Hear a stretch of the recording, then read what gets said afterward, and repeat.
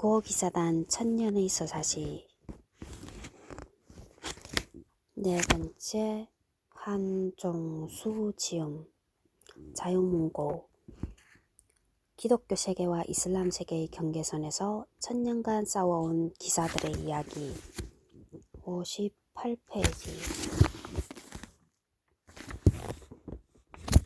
지은이 한종수, 한종슈.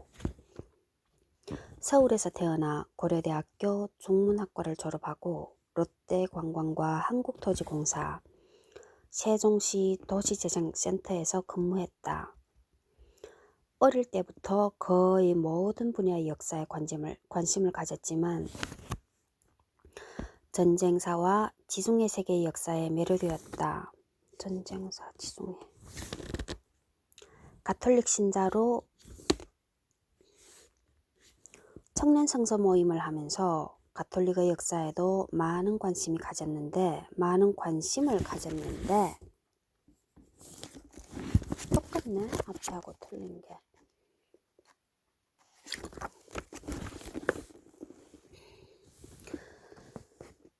고기사단 천년의 서사시는 새 관심사의 접점에서 탄생한 것이다. 빨간 책방에 소개되었던 스테디셀러 강남의 탄생을 비롯하여 서서울에 가면 우리는, 민주주의를 긋다, 세상을 만든 여행자들, 라면의 재발견, 제갈량과 한니발 두 남자 이야기, 2차 대전의 마이너리그, 미 해병대 이야기, 이스라엘 국방군 제7기갑 여단사 등 다양한 분야의 책을 내놓았다. 역서로는 황관 이야기, 영락제 화의 질서의 완성, 제국은 어떻게 망가지는가가 있다.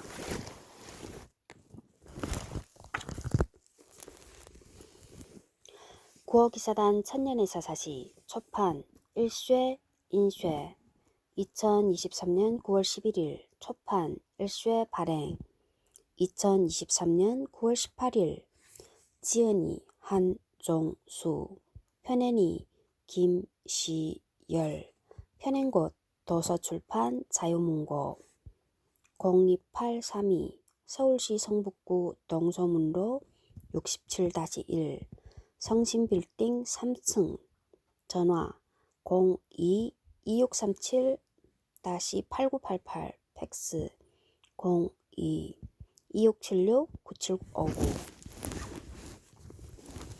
전화 이게 있고 ISBN 978-89-7030-171-6 03920 갑 33,000원.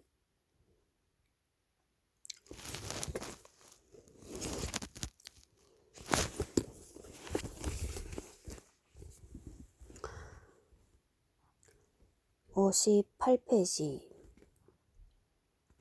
여기까지는 일상생활과 경제 분야 또는 유흥이기 때문에 그렇다고 치더라도 군사 분야에서도 십자군은 투르코폴리라고 불리는 현지인 부대를 고용하여 적극적으로 활용했다는 사실은 주목할 만하다.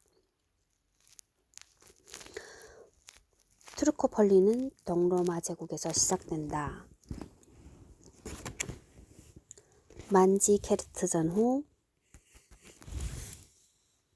만지케르트 전투 이후 많은 영토와 인구를 잃은 동로마 제국은 이를 메우기 위해 투르크계 동방 정교회 신자들이나 그리스와 투르크 혼혈인 혹은 전쟁 중 항복한 투르크족을 군기병 부대로 편성하고 이런 부대를 그리스어로 투르크족의 아들이라는 뜻인 투르코폴레스로 부르기 시작하면서 투르코폴리가 탄생하였다.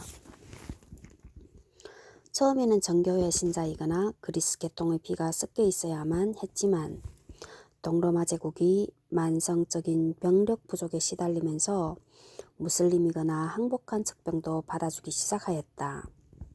자연스럽게 투르코폴리의 의미도 이슬람 출신 보병, 시리아 출신의 용병까지 의미가 넓어졌다. 십자군 국가 지도자들도 트루코폴리의 유연한 기동과 기마 공술의 깊은 인상을 받고 점차 이들을 고용하기 시작하였다. 트루코폴리의 범위는 더 넓어져서 시리아 정교회 출신 공수, 아랍계 보병, 중동계 용병을 다 싸잡아 트루코폴리라고 부르기에 이르렀다. 이들은 십자군 기사들에게 없는 기술인 기마공술, 추격과 도조 전술을 익히고 있어 전투에 큰 도움이 되었으며 점차 기사단의 최고 전술인 기병 돌격대 니선에 설 정도로 다양하게 활용되었다. 지휘관은 기사단 이사회 일원이기도 한 경기병 사령관이 맡았다. 59페이지 그림 당시 트루코폴리 군장을 재현한 사진 동서양이 섞여 있다는 것을 알 수 있다.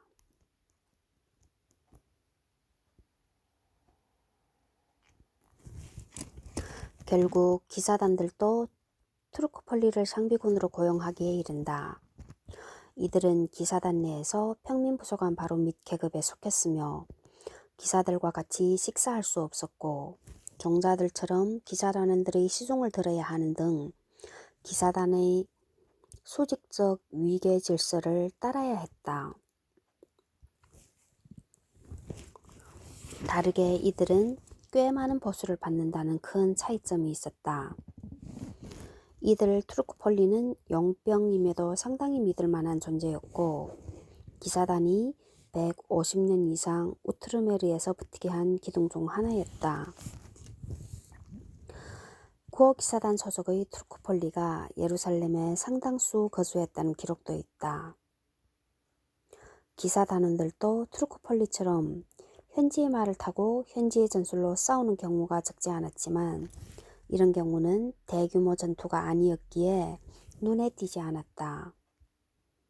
서유럽인들이 첫 번째로 만든 식민지라고 할 수 있는 우트르메르를 지배하게 된 유럽인들은 세대가 넘어가면서 상당 부분 현지화되었고 기득권을 지키기 위해 이슬람 세력들과 손을 잡는 경우도 많아졌다.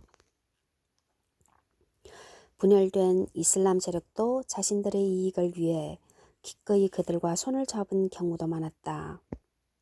앞으로 그런 경우를 많이 보게 될 것인데 이런 이유로 십자군 전쟁을 단순히 종교 전쟁이나 문명 간의 충돌로 보기 어렵다는 의견을 내는 학자들도 많다.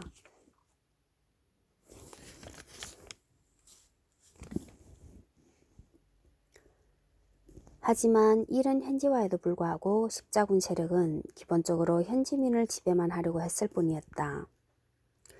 우트르메르로 넘어온 인물들은 영주가 된 귀족, 기사와 사제, 상인 정도이고 앞서 이야기했듯이 말음조차도 현지인을 써야 했을 정도였다. 그들은 결국 그 땅에 뿌리 낼 수 없었으며 파국을 피하지 못했다.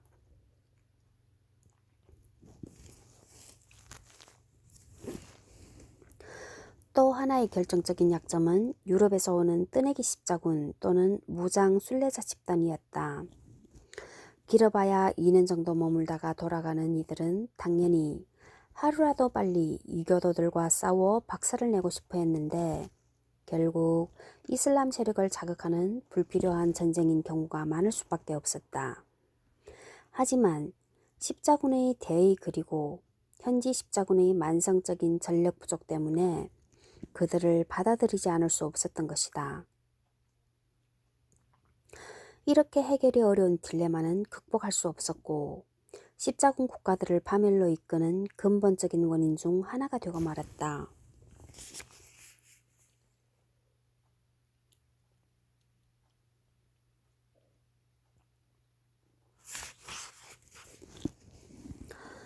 (2장) 61페이지 성지의 수호자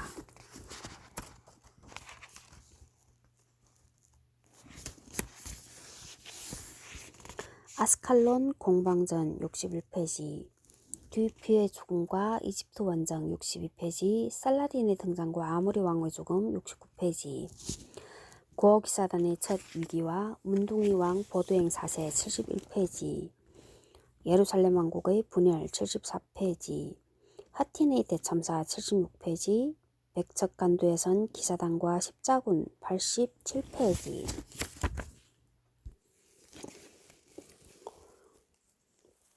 아스칼론 공방전. 12세기 중반 예루살렘 왕국은 팔레스타인을 거의 장악하고 있었다. 거의라는 표현을 쓴 이유는 이집트의 파티마 왕조가 팔레스타인에 가지고 있는 마지막 보루 아스칼론이 남아있었기 때문이다. 이 도시는 남쪽에 있는 가자까지 십자군 세력이 장악했기 때문에 고립되어 있었다. 하지만 여차하면 예루살렘을 위협할 수 있는 위치였고, 염두에 두고 있는 이집트 공격을 하려면 배후에 적을 둘 수 없었기에 예루살렘 왕 보두행 3세는 모든 제후들을 소집하고 해군과 공성기까지 준비하여 1153년 1월 진짜 십자가까지 내세우면서 대대적인 공격에 나섰다. 물론 성전 기사단과 구호 기사단도 참가하였다. 쇠퇴기에 접어든 파티마 왕조였지만 이 항구 도시의 중요성은 잘 알고 있었기에 견고한 성벽과 높은 탑을 쌓고 많은 물자를 비축해 놓았다. 따라서 전투는 길어질 수밖에 없었지만 결국 8월에 수비대가 항복하면서 아스칼론은 예루살렘 왕국의 손에 들어왔다. 이 공성전에서 성전 기사단은 총장이 전사할 정도로 많은 전사자를 내며 무모할 정도로 용전분투하였다.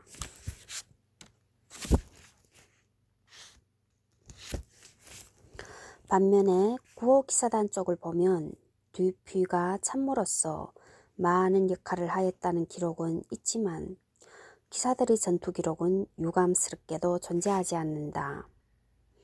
하지만 이후 구호 기사단의 위상이 높아지고 활동이 활발해진 것을 보면 구호 기사단은 성전 기사단만큼 강렬하지는 않았지만 참전한 것으로 보인다. 어쨌든 아스칼론 공방전은 두 기사단의 운명이 어떻게 갈릴 것인가를 미리 보여주는 전투라고 보아도 좋을 것이다. 하지만 그 사이에 장기의 아들 누레딘이 힘을 키워 다음 해에 마다스쿠스를 비롯하여 십자군 국가들의 손이 닿지 않는 시리아 지역을 거의 장악하였다. 결국 이로 인해 십자군 국가들은 엄청난 대가를 치르고 만다. 다만 1156년에 일어난 대지진으로 인해 양쪽의 충돌은 한 세대 뒤로 미루어졌는데 이때 크라크 대 슈발리에도 큰 피해를 입었지만 곧 복구되었다. 듀퓨의 죽음과 이집트 원정 62페이지.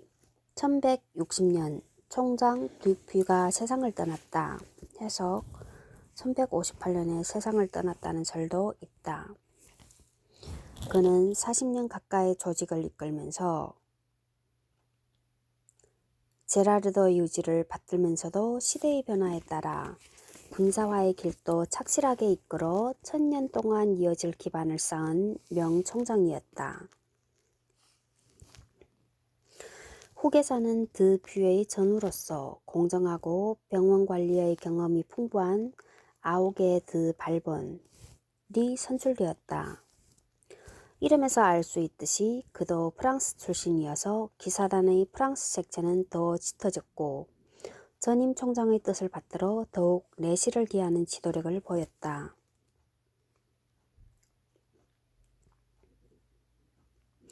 하지만 이미 고령이어서 건강 문제로 1162년에 물러났고 4대 총장도 취임 한 해를 넘기지 못하고 취임 9개월 만에 세상을 떠나고 말았다.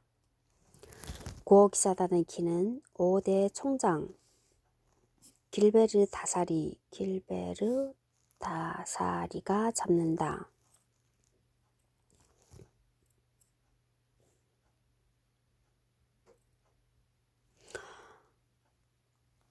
이때까지 기사단은 태생 탓인지 은인자 중 하는 분위기였기에 그동안 기사단의 역량은 많이 축적된 상황이었다.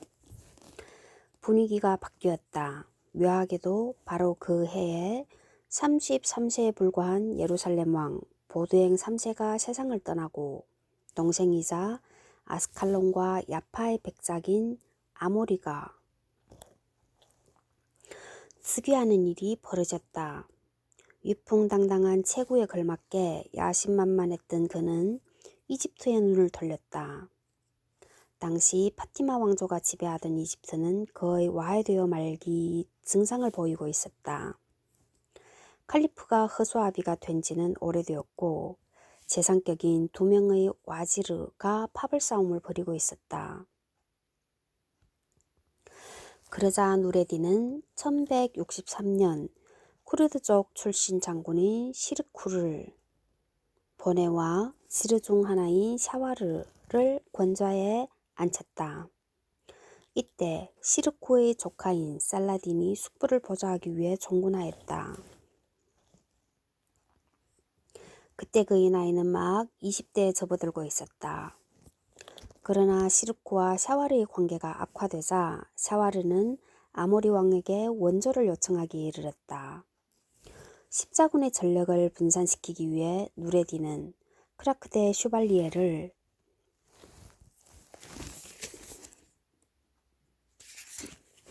공격했지만 이빨도 들어가지 않았다. 예루살렘 왕국은 당연히 누레딘이 시리아와 이집트를 모두 장악하도록 내버려 둘 수 있었다. 아모리 왕은 이집트 원정을 결정했는데 두 기사단의 총장들은 전폭적인 지원을 약속하였고 구호 기사단은 500명의 기사와 수천 명의 경기병과 보병을 동원하였다. 아마도 성체 수비 병력을 제외한 거의 모든 야전군을 동원했을 것으로 보인다. 1164년 십자군은 수에즈 지역을 통과하여 나일강 삼각주 동단에 도달하였다. 이집트인들은 제방까지 무너뜨려가면서 저행했지만 십자군은 시르쿠군을 빌바이스에서 포위하기에 이른다. 상황이 불리해지자 누레딘은 위구조 이거 틀렸잖아. 구자 구조할 구해야 되지. 여구할 군가? 병법을 사용하여 안티오키아 공국을 공격하여 마구 몰아붙였다. 다행히 안티오키아 자체는 단단한 성벽을 자랑하는 요새 도시였고 성전 기사단의 맹활약으로 함락되지는 않았다. 이렇게 북방이 불안해지다 할 수 없이 아모리 일세는 시르쿠가 이집트에서 물러나면 십자군도 철수하겠다고 제안하였다. 누레딘도 이를 받아들임으로써 십자군 세력은 내심 원하던 이집트 정복은 이루지 못했지만 1차적인 목표 즉 누레딘의 이집트 장악은 저지하는 데 성공하였다. 저지하는 여기가 띄어쓰기야. 이렇게 당분간은 삼국 간의 세력 균형이 유지되었으나 파티마 왕조 이집트의 지속적인 불안정은 말 그대로 언제 터질지 모르는 화약고 같았다. 1167년 누레딘은 이집트를 선점하기 위해 또다시 시르쿠를 파견했는데 이때에도 살라딘이 함께 종군하였다. 샤와르는 이번에도 아모리 왕에게 도움을 청하였다.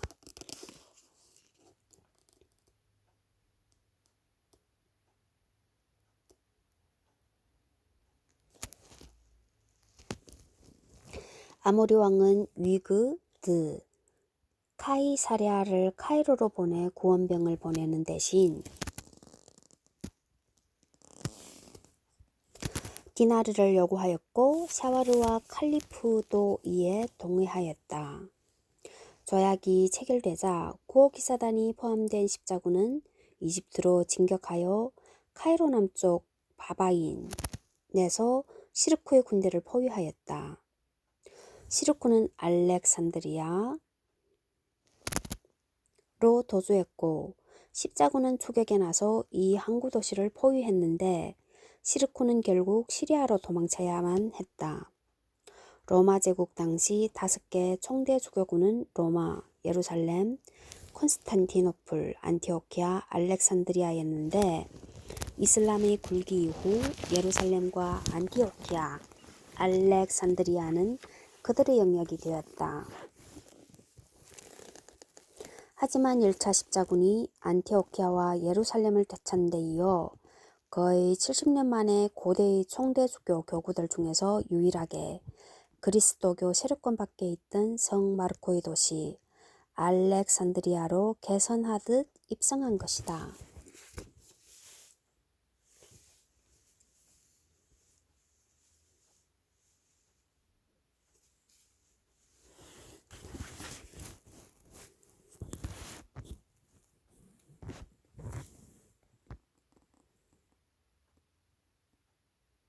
해석 65페이지 마르코복음, 마가복음의 저자 마르코는 알렉산드리아에서 선교하다가 68년경 순교했다고 전해진다. 이집트가 이슬람화된 후 그의 유골은 베네치아로 옮겨졌고 이 책에서 중요한 역할을 하는 베네치아 공화국의 수호 성인이 되었다.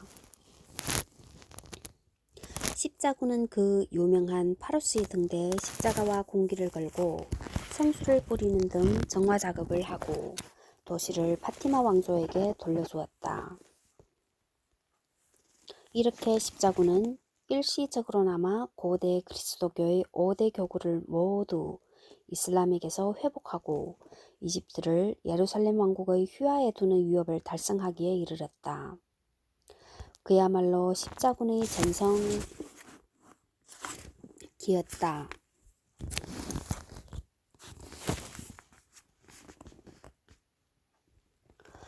예루살렘 왕국은 이후에 있을지도 모르는 누레딘의 공격에 대비해서 수도 카이로의 군대를 주둔시키고 그 대가로 매년 금화 10만 디나르를 연공으로 받기로 했고 이를 위해 관리와 일부 병력을 이집트에 남겨두었다. 이집트는 사실상 예루살렘 왕국의 보호국으로 전락하고 만 것이다.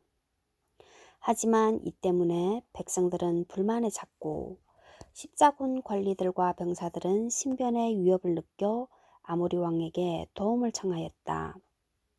그러자 아모리 왕은 이 기회에 이집트를 완전히 지배하고자 하였다. 사실 예루살렘 왕국 등 십자군 국가들은 경제력과 지역 기반이 취약하여 부역한 이집트가 절실하게 필요했던 것이었다.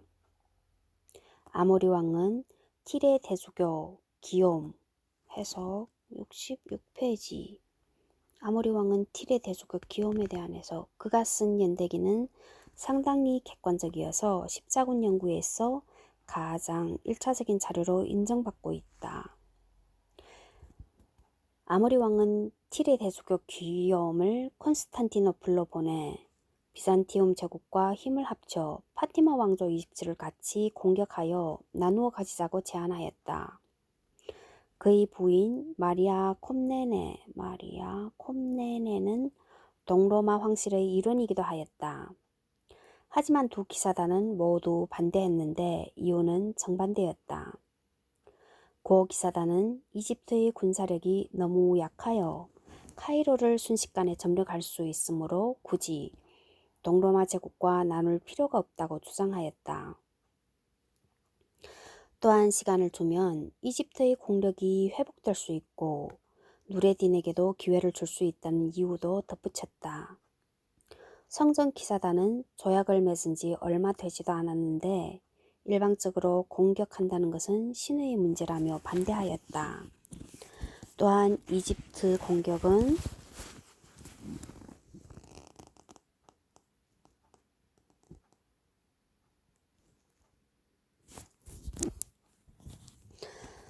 시리아와 이집트 등 모든 이슬람 세력이 단결할 명분을 준다는 것이었다. 사실 명분이 부족한 원정님은 확실했지만 이것이 반대 이유의 전부는 아니었고 성전기사단은 4년 전 북부전선에서 입은 큰 손실을 아직 메우지 못했기 때문이었다. 아모리는 구호기사단 총장의 의견을 받아들여 콘스탄티노플의 답을 기다리지 않고 바로 이집트 공격에 나섰다.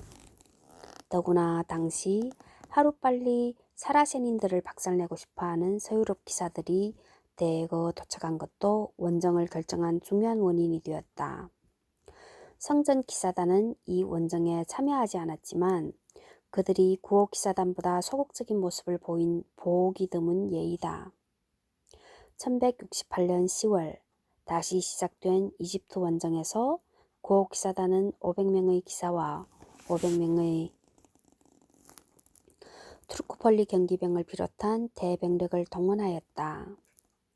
당시 빌바이스에 일어난 구호기사단의 전투를 기록한 연대기의 일부를 살펴보자. 사흘 만에 빌바이스는 함락되었다. 구호기사단의 총장은 직접 부대를 지휘하여 전장에 나섰다. 그는 아주 기민하고 자신의 작전 능력에 대해 자신을 가지고 있었다. 그들의 목표는 견고한 요새 도시 빌바이스였다. 총장은 전혀 두려움 없이 앞장서서 부하들을 독려하여 맹렬하게 성을 공격하였다. 그들은 성벽을 부수고 성 안으로 물밀듯이 밀고 들어가 저항하는 적군들을 마구 쓰러뜨렸다. 구호기사단은 하느님의 가호 아래 그 도시를 점령하였다. 소수의 수비병만이 포위망을 빠져나간 다음 기사단은 용명을 사방에 떨쳤고 이교도들은 순식간에 공포에 떨었다.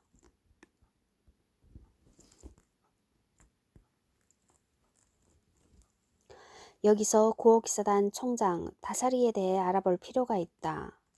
그는 젊은 시절 티레에 있는 기사단의 영지를 관리하면서 관대하다는 평을 받았지만 대신 약간 변덕스럽다는 비판도 받았다. 그는 많은 전투에 참가하여 용명을 떨쳤고 예루살렘 왕과 대주교의 친구로서 왕국의 국정에 깊숙이 개입하고 있었다.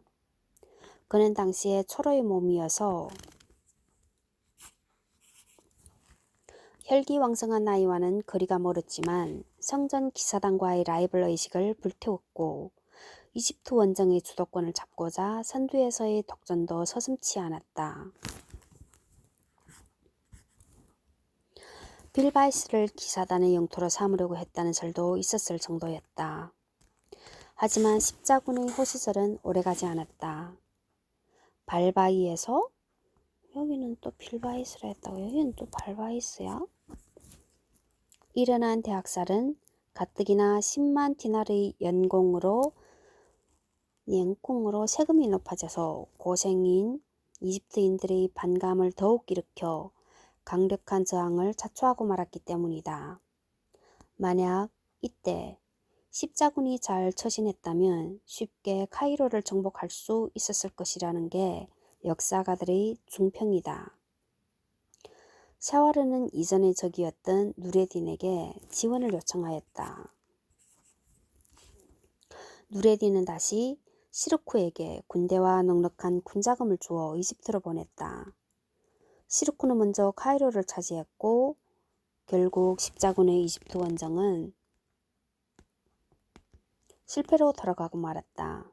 이 원정에서 구호기사단이 입은 인적, 물적 손실은 상당한 수준이었다.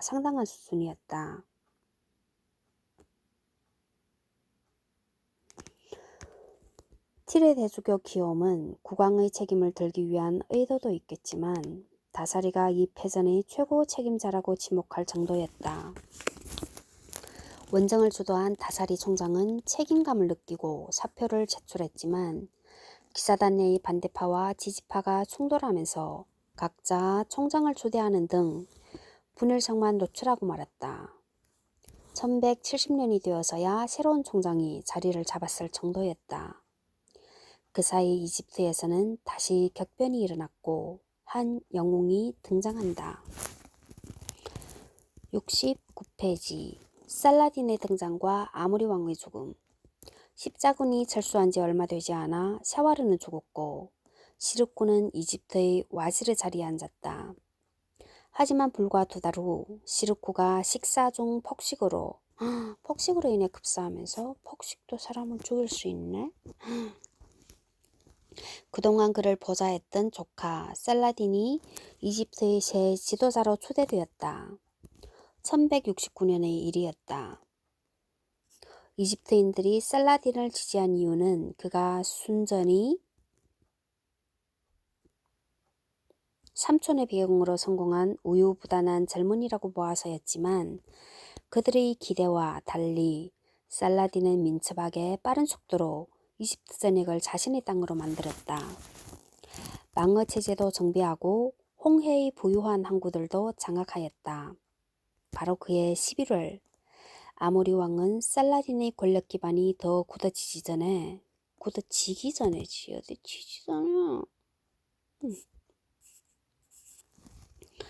이집트를 공격해야 한다고 판단하고 220척 규모의 함대를 동원한 동로마 제국과 힘을 합쳐 나일강 삼각주의 항구 도시 다미에타를 공격하였다. 다미에타에 대한 해석 69페이지.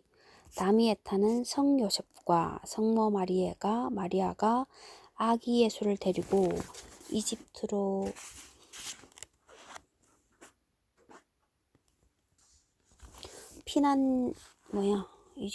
피난할 때 머물렀다는 전설이 있는 도시이기도 하다. 살라딘 쪽의 완강한 방어에 부딪힌 데다가 보급이 원활하지 않아 빵이 떨어져 과일만 먹는 식사를 하다가 배탈이 나는 등 기아와 질병으로 군의 사기가 크게 떨어졌다. 거기다 폭우로 나일강이 범람하면서 공성기계들이 넘어지고 말았다. 결국 50일간 계속된 공격은 실패하고 말았다. 설상가상으로 동로마 함대는 귀국하다가 폭풍우를 만나 많은 손실을 입고 말았다. 살라딘은 승리의 여세를 몰아 1170년 12월에 십자군이 장악하고 있던 에일라트를 점령한 데 이어 1171년 9월 이름만 남아있던 파티마 왕조의 칼리프를 패하고 시아파들이 남은 권력도 박탈하여 이집트를 수니파의 나라로 만들었다. 이때부터 역사가들은 아이유브 왕조가 시작되었다고 본다. 십자군의 3차 이집트 원정은 살라딘의 권력 기반만 강화해준 셈이 되었고 훗날 참혹한 결과를 낳고 만다.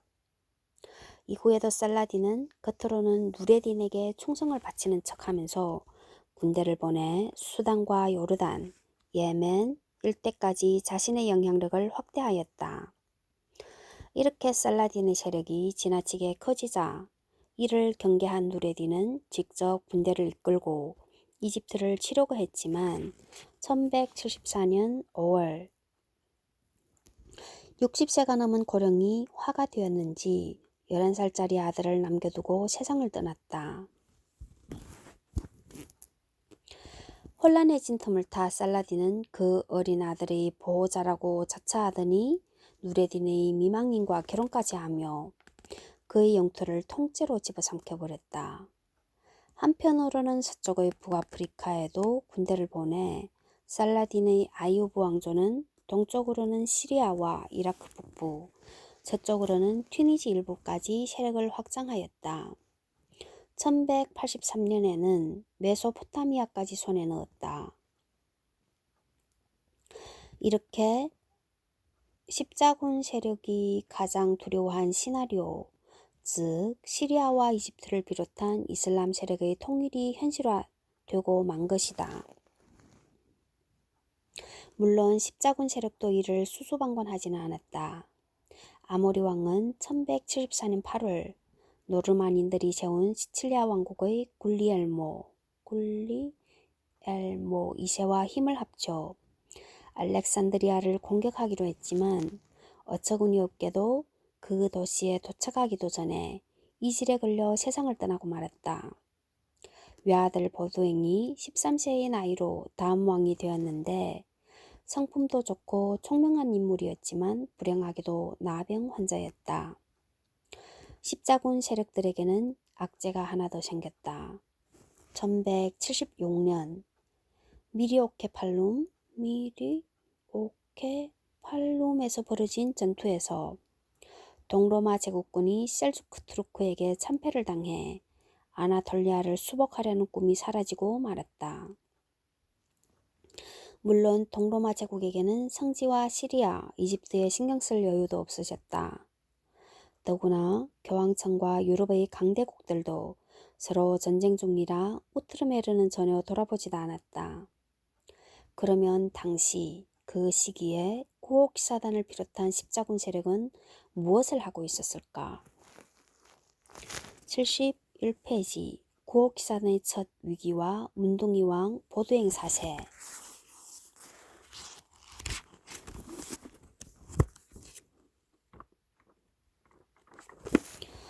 구옥사단은 이집트 원정에서 큰 인적 물적 손실을 입었는데 설상가상으로 다사리 단장이 임기 중에 벨보아 여세를 비롯하여 8개 여세를 더 건설하거나 인수 후 증축하여 숫자가 20개로 늘어나 있었다. 이로 인해 기사단은 파산 지경에 몰리고 말았다. 원래 총장은 종신직이었지만 다사리는 이 책임을 지고 결국 자리에서 물러났다. 다음 해 막 선출된 교황 알렉산드르 3세는 기사단을 위로하고 격려하는 한편 지나친 군사행동을 책망하고 초심을 잊지 말라는 경보를 보냈다. 그리고 분열을 중재하여 기사단을 정상화시켰다.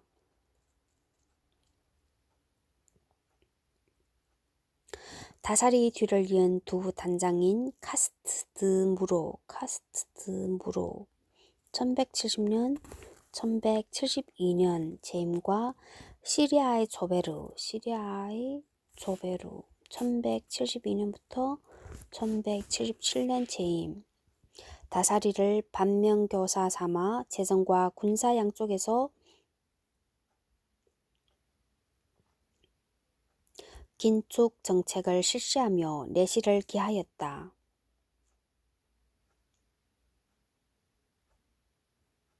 1174년 예루살렘 왕국의 이집트 공격을 매몰차게 거절한 이유도 여기에 있었던 것이다. 하지만 계속 싸움을 하지 않을 수는 없었다. 10대의 보두행 사세가 나병으로 처참하게 무너진 얼굴을 은가면으로 가려야 할 정도의 상황임에도 불구하고 놀라운 용기를 보여주며 살라딘과 맞섰다. 특히 1177년 말 예루살렘 북쪽 몽기사르 전투에서 보여준 장렬한 돌격은 전설적으로 회자될 정도였다라고 읽어야 되나? 회자될 정도.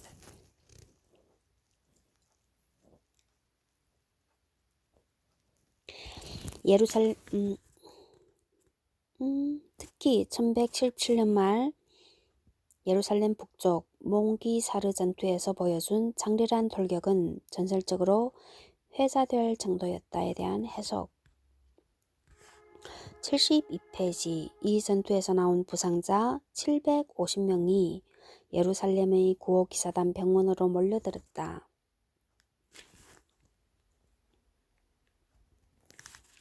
당시 병원에는 900여 명의 환자들이 있었으니 굉장한 혼잡이 일어났을 것이다.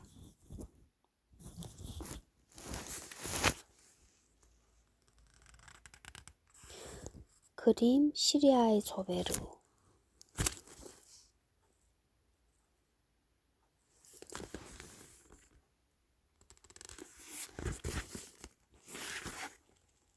예루살렘 전기의 저자 몬티피오리는 그 저주받은 어린 왕이 고통 속에서 보여준 우아하고 고귀한 용기는 쉽게 그 예를 찾아보기 어렵다라고 표현했고 시오노 나나미 역시 극찬을 아끼지 않았다. 73페이지 영화 킹덤 오브 서문에서 묘사된 보두행 사세.